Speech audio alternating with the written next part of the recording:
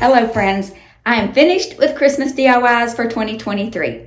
But today I have a couple of amazing winter DIYs that I think you might want to try. Hopefully you will be inspired.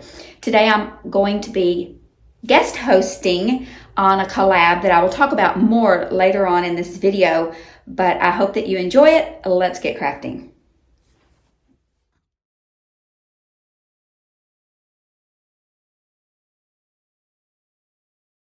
I'm lining up all my wood, my scrap wood, and I'm digging out more scrap wood. I am going to have to go to Lowe's and get one piece of wood to finish out this project.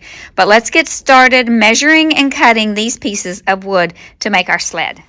This is the diagram I used that I got off of the website. I'm going to leave linked in the description box below. You can go to the website, get all the measurements and the instructions on how to make this sled. Okay, I've got all my boards cut. Now let the fun begin. These are not a part of this project. That is some other scrap wood for another day. But all of these, pardon the traffic noise, I apologize. These are all the pieces for our project. And we will get started sanding them and cutting all our little angles. The little angle for our sled pieces to go on the bottom, and the angled tops for the part we're going to sit on. Okay, it's a beautiful day in Texas. We finally have a few little fall colored leaves in December, and this is out my back door. This is off my back porch of the craft cottage. This is my view. Beautiful sunny day in Texas, but the wind is blowing. I have this small little table I'm working with out here on my craft cottage porch, but I'm showing you that I went ahead and kind of drew the angles of the top of the sled slats. I'm going to probably cut this one, take this piece, flip it over, and draw it on here to mirror it, and same with these two, because you can see this is a little more rounded, that's a little more flat. I like the little more rounded. You could make it completely square if you wanted to, straight.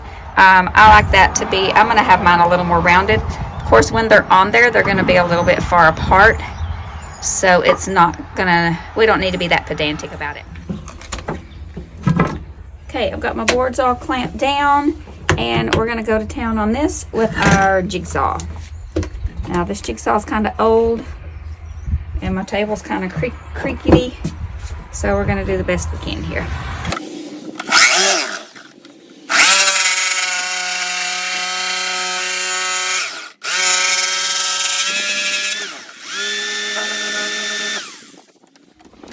Here I just sketched out what I wanted the little top piece to look like. I'm going to cut this, and then I'm going to put it over here on the other end and trace it so that they match. And then when we sand it all down, it's going to look great. Okay, here's the little piece that I cut out. I'm just going to measure how far out I need to put it, or how far in, however you want to say it. So I'm measuring the end right there, and I'm going to hold my finger on there because I am not good with measurements and the numbers and all that. So I'm just going to mark that right there, and then I'm going to take that little piece that I cut out, I'm going to line it up, I'm going to put it flush with the edge, and then I'm going to trace around that piece that I cut out. Now I already cut the end to match the other end, and I'm just going to take my jigsaw and just cut that out.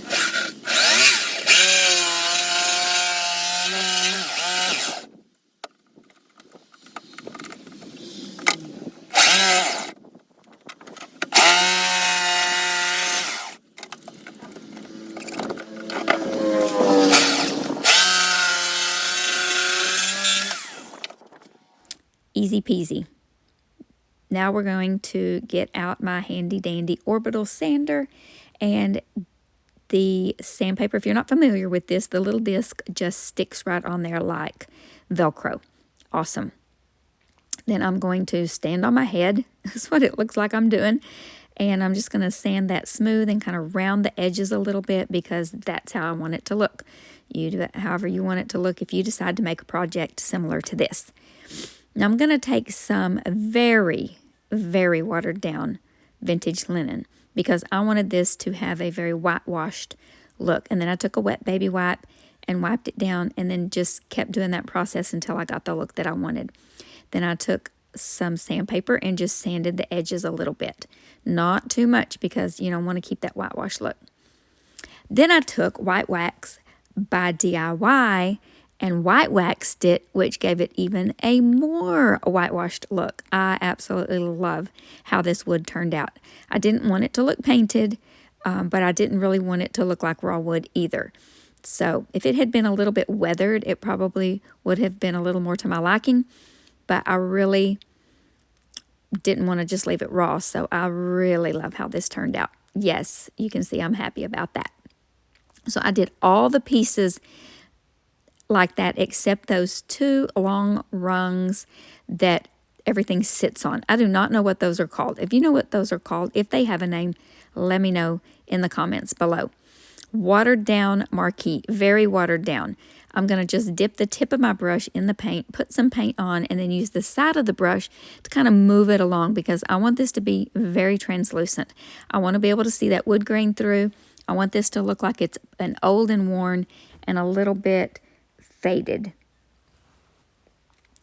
I do not know what this piece of the sled is called, if it has a name. I did not grow up having a sled. It did not snow where I grew up in Texas.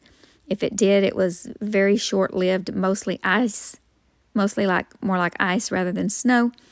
And so we don't have really hills or anything in Texas either, even if we did have snow to go sledding. So I'm not familiar, but this is the part that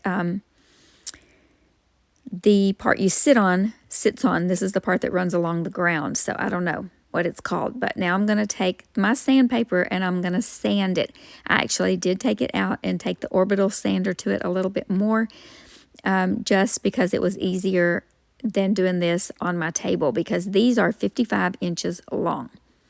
So this is how tall the sled is. It's a rather large piece, but I absolutely love it. You're going to love it too. Then I moved to the floor in the craft cottage. I'm going to apologize for the angle and the lost footage. Well, it's not lost footage. My camera died because I couldn't see it up there and I didn't have it plugged in. Anyway, I just measured, drilled some pilot holes, and drilled some pilot holes in the wood. I did not drill holes in my floor. And then I just took some screws and screwed them all the way through the boards down into those rungs. I don't know what they're called. And I'm looking to see if it goes all the way through so I can match it up. And I just matched them up. And you can see that homemade Band-Aid I put on my thumb because I had a little accident, a little encounter with the screwdriver part of this drill screw gun. Because it had these screws that I picked up at Lowe's were flathead screws. I didn't even know you could buy flathead screws anymore. I was in a hurry that day and I just ran in and picked them up. So my flathead bit on here chewed my thumb up a little bit. It got in the way, and yeah, so you just see me here. I just show you one of them, and then I measure so that they're not crooked, and then I do the same thing for all 3 of these. And I really hope that I didn't show you all 3 of them. I don't think I did. Okay, there we go. And then I just laid these beautiful long pieces on top of those 3 rungs.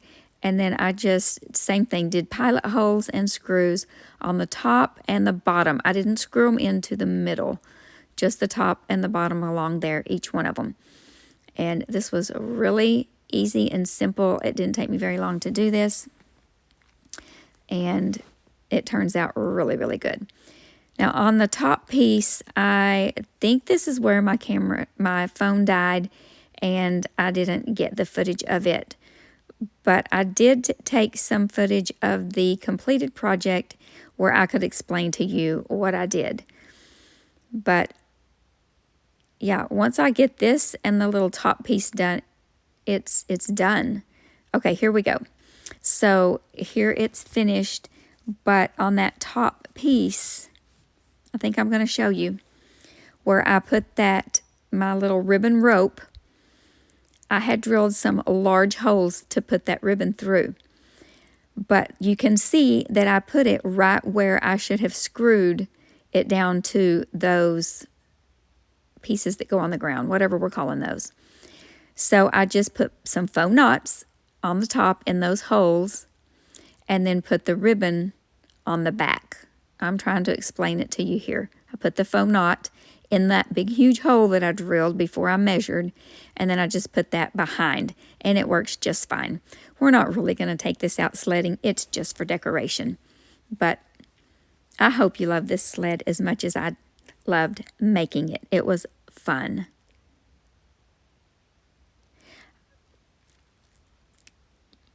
Here's the website, and I will leave it linked in the description box as well.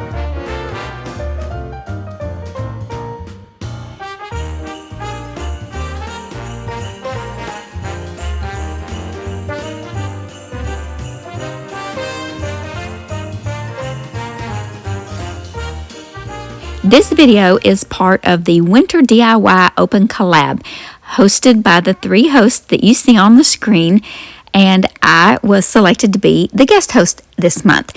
Their channels will be listed in my description box below, as well as the playlist with tons of talented creators, so check that out. Hello, I hope you're enjoying this video so far. My name is Kendra. You're watching Late Night Creations. If you ever not subscribed to my channel, I would appreciate it if you go ahead and hit that subscribe button. You can hit the bell notification and it'll tell you every time I upload a new video, which is usually weekly. Also, if you will hit the thumbs up and just drop a comment below, even if it's just an emoji, that helps my channel a lot. It helps me to grow. Okay, let's get back to crafting. Let's make a little small porch leaner for our porch for the winter.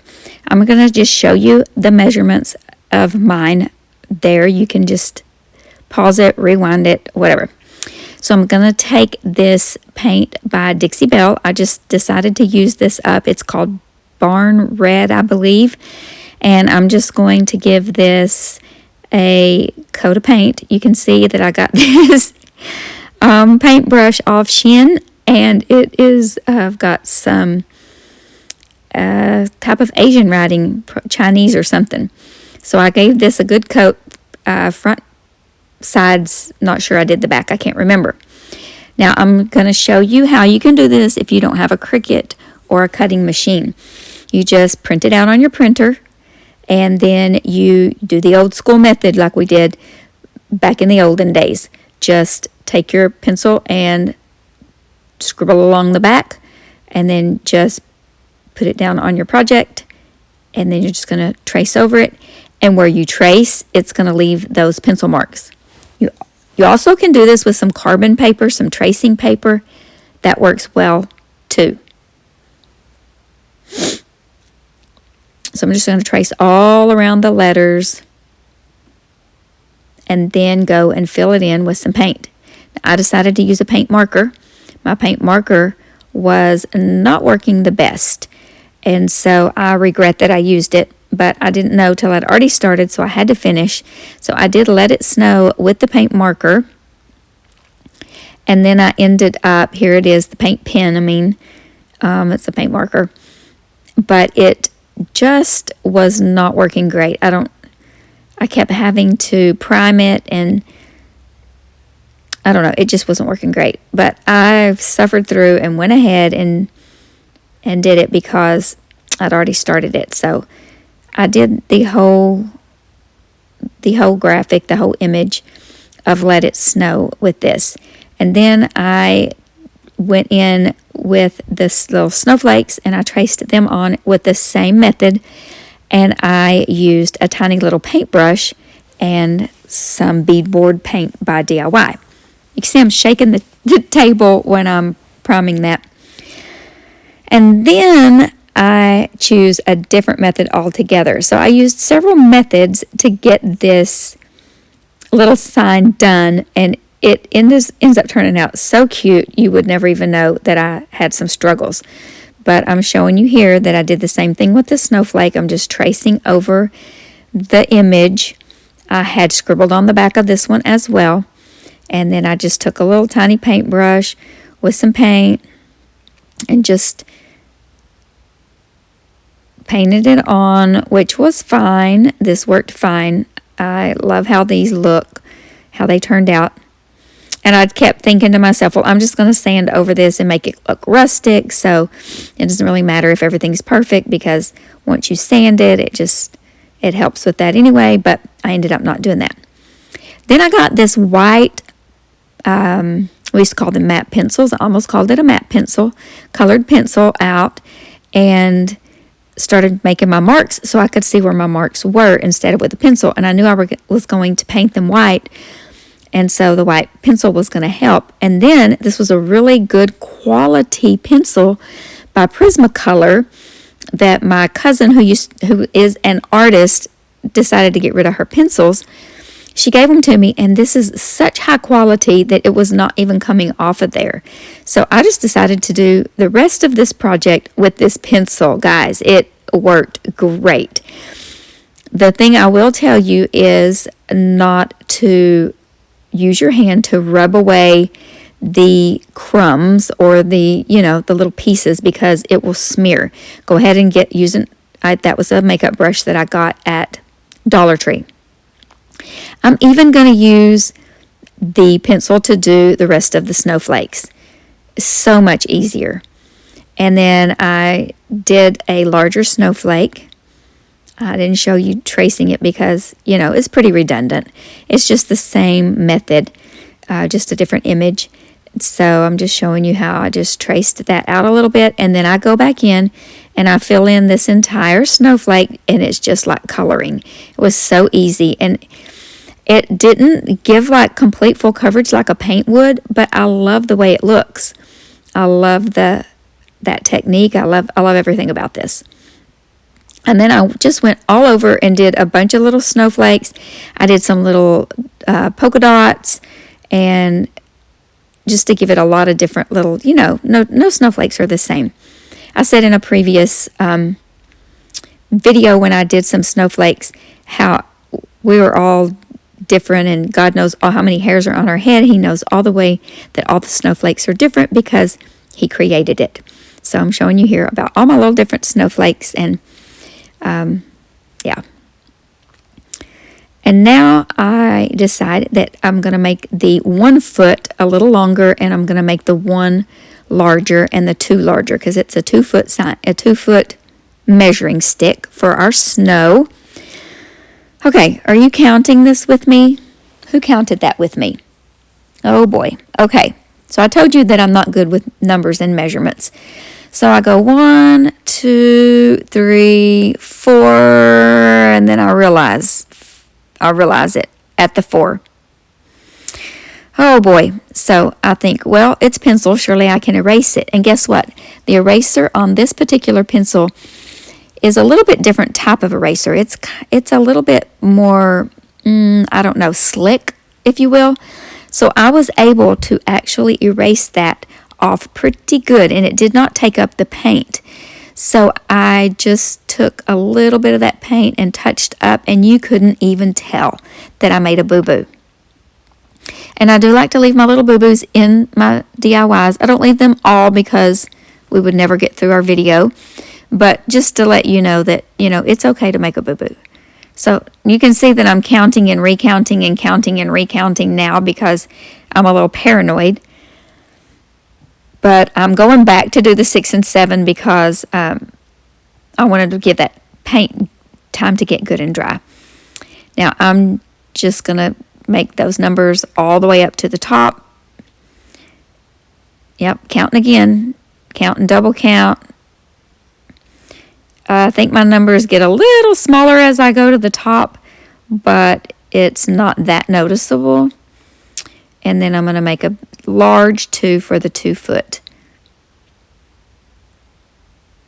And then I'm going to top it with some Big Top by DIY. And I had to do a really thin coat. And I think I did 2 thin coats. And be careful not to smear it because the pencil did want to smear a little bit. But let me know what you think about this little porch leaner.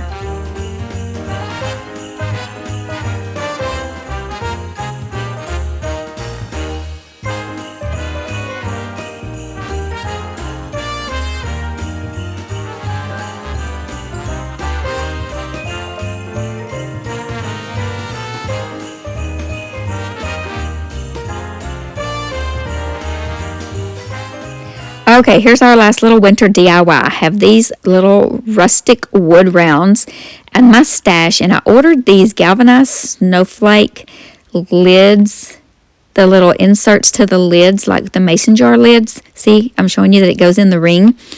I ordered them on Amazon. I will try to remember to link them in my Amazon store, and I'm going to put them on these little rings.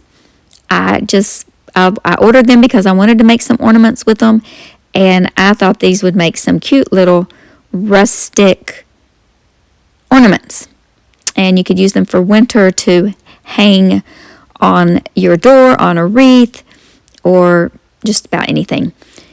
So I made some holes at the top to put a piece of twine, and I mean, you can hang it however you want to. I love this method of hanging because, yeah, I don't know why. This is my method. No rhyme or reason to my methods. Just showing you how I do this. Pretty sure y'all know how to tie a knot, but here we go. Okay, so then we are going to, what are we going to do next? I believe we're going to glue the little, nope, we're going to make our bow first.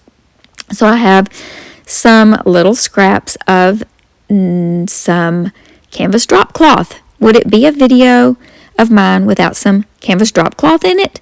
Of course not. So we're just going to take some little strips, a couple little strips, and then I have this little muslin scraps, and I'm going to cut a couple pieces of those, and we're just going to make a teeny tiny little messy bow. I'm just going to scrunch it up in the middle with a little bit of twine, and then I'm going to make a tiny little shoestring bow to glue in the middle of that. And that we're going to call that our bow today. And it looks adorable with this project.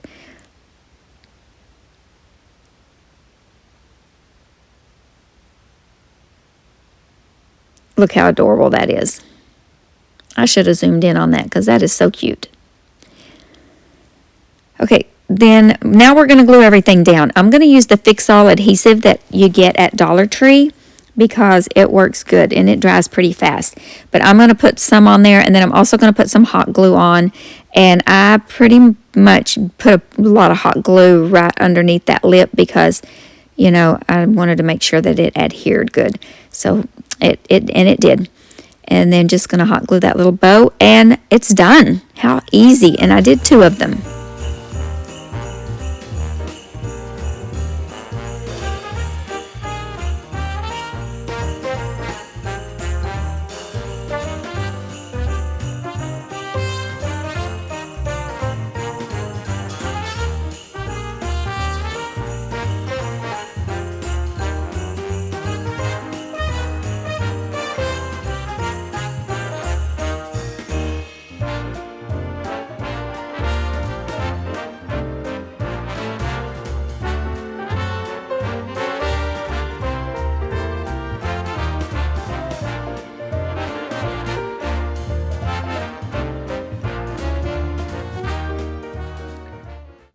Wow, how about that sled?